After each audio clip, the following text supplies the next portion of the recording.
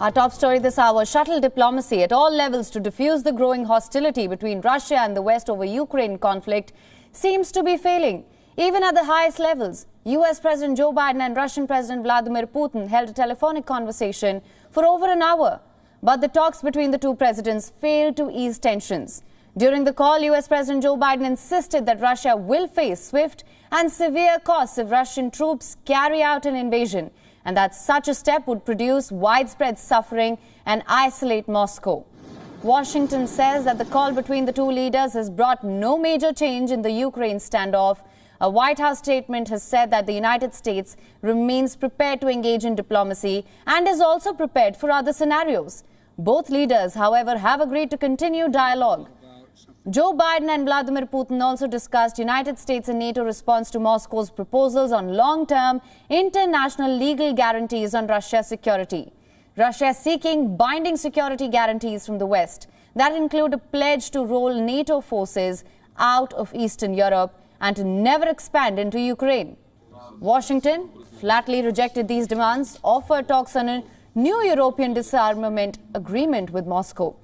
Kremlin said that Russian president told his US counterpart that Washington has failed to take Russia's main concerns into account here and that it had received no substantial answer on the key issues: NATO's expansion and deployment of forces in Ukraine.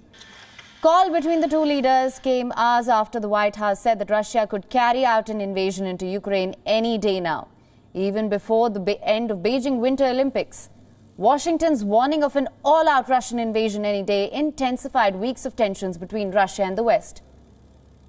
Following a frenzy of telephone diplomacy, Kremlin in a statement denounced Washington's statements, calling it peak hysteria. French President Emmanuel Macron too spoke to both Putin and Ukrainian President Volodymyr Zelensky in an attempt to diffuse tensions, countering United States warnings over an invasion. The French presidency said that there were no indications from what Putin told Macron that Russia is preparing an offensive against Ukraine. German Chancellor Olaf Scholz is also due to travel to Kiev on Monday and then visit Putin as European leaders strive to keep lines of communication open with Moscow. Scholz had earlier added his voice to European pledges to punish Russia with severe sanctions targeting its financial and energy sector if it invades Ukraine. Solches Verhalten muss mit der vollen Härte des Rechtsstaates verfolgt. And for more insight on the conflict that has caught the world's rapt attention, we are now being joined live by William Perry, fellow Stanford University for Brookings, Steve Pifer, who is an analyst on the Ukrainian and Russian military arsenal. Thank you so much for joining us, Mr. Stephen Pifer. Russian president has called Western claims of an imminent Russian invasion provocative speculation amid crisis talks with his US counterpart Joe Biden. How do you assess the talks between the two leaders? Well, I think there's an effort in the West to try to keep the possibility of a dialogue going. But thus far, Russia has not taken up the American and the NATO counter proposals. And at the same time, this military buildup around Ukraine continues. Right. Now, US President Joe Biden has also reiterated that they remain committed to diplomacy, but they have warned of a response in case of a Russian invasion of Ukraine, also warning that the Nord Stream 2 pipeline will not go ahead. What do you think is the way forward from this impasse? Well, I would like to see the Russians make a decision to engage on a real dialogue to defuse the crisis. And the first step, of course, would be to de-escalate the military situation around Ukraine.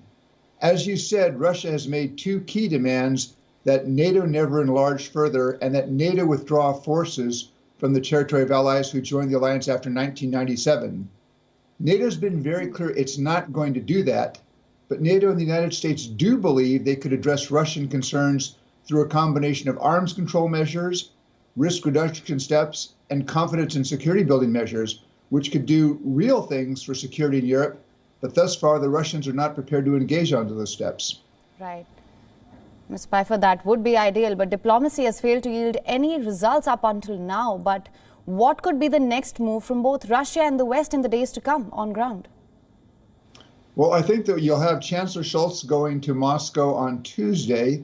I think that the West is ready to have some kind of a dialogue, but every time the Russians respond to the American and the NATO proposals, they say, They've only addressed our secondary concerns, not the main issues. And again, the main issues are really a little bit hard to understand from Russia. For example, Russia knows that there's no near or midterm prospect of NATO being invited to join NATO. It's a false issue. And although the Kremlin has tried to frame this crisis as a crisis between NATO and Russia and about NATO enlargement, the last country, the last NATO member that borders Russia joined the alliance 18 years ago in 2004. So why are we having this crisis now? I believe it's much more about the Kremlin's fear that they're about to lose Ukraine forever. And that's because of Russian policy of the last 8 years, the seizure of Crimea, and then this conflict that the Russians support in Donbass in eastern Ukraine, which has killed more than 14,000. That's pushed Ukraine away from Russia and towards the West. Right. Also, just for more clarity on this, I know you touched on this earlier, how do you assess the warnings by the United States also asking their citizens to leave Ukraine immediately? That's a major step. I mean, the National Security Advisor on Friday said the United States now sees a significant risk of a major Russian military action against Ukraine. 2 weeks ago, the American embassy asked dependents to leave, and they gave non-essential personnel the chance to leave. They're now saying, all Americans, you need to leave now, because if a conflict starts, the sorts of ways to get out of Ukraine, commercial air, train, may not be available. So I take this as a sign that the U.S. government thinks that there's a strong possibility, if not a probability, of Russian military action against Ukraine in the next several days. All right.